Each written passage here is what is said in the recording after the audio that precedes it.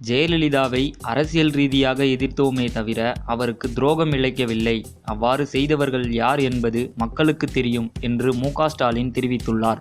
RK. நகரில் திமுக வேட்பாளர் மருது கணேஷை ஆதரித்து நேற்று மு.க.ஸ்டாலின் தேர்தல் பிரச்சார பொதுக்கூட்டத்தில் கலந்து கொண்டார். அப்போது அவர் பேசுகையில், ஆர்.கே. நகருக்கு இடைத்தேர்தல் வரும் ஏப்ரல் 12ஆம் தேதி நடைபெறுகிறது.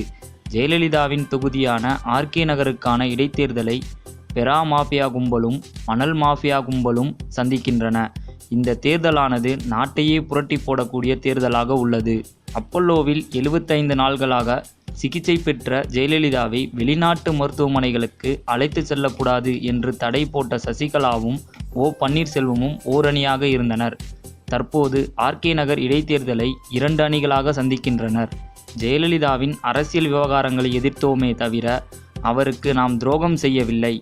அவ்வாறு செய்தவர்கள் யார் என்று மக்களுக்கு தெரியும். அவர்களே தங்களை அடையாளம் காட்டிக் கொண்டிருக்கிறார்கள். ஜெயலலிதாவுக்கு துரோகம் இழைத்ததால் அவரால் விரட்டியடிக்கப்பட்டவர்தான் இந்த பெரா புகழ் தினகரன். கடந்த 2011ஆம் ஆண்டு சட்டசபை தேர்தலில் சீட் மோசடியில் ஜெயலலிதாவால் ஓரங்கட்டப்பட்டவர்தான் ஓ. பன்னீர்செல்வம். அப்போது போட்டியிட அவருக்கு வாய்ப்பு வழங்கப்படாது என்று நினைத்தேன்.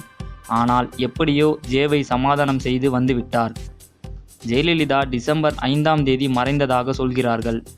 அன்று இரவே அவசரமாக எம்.எல்.ஏக்கள் கூட்டத்தை கூட்டி முதல்வராக பன்னீர்செல்வம் பதவியேற்றார். ஜெயலலிதா மரணத்தில் மர்மம் இருப்பதாக பன்னீர்செல்வம் ஏன் அப்போதே நீதி விசாரணைக்கு உத்தரவிடவில்லை என்று சரமாரியான கேள்விகளை எழுப்பினார். சினிமா மற்றும் அரசியல் செய்திகளை உடனுக்குடன் தெரிந்து கொள்ள subscribe to today cinema. Today cinema நேயர்களுக்கு நன்றி, வணக்கம். Please subscribe to today cinema.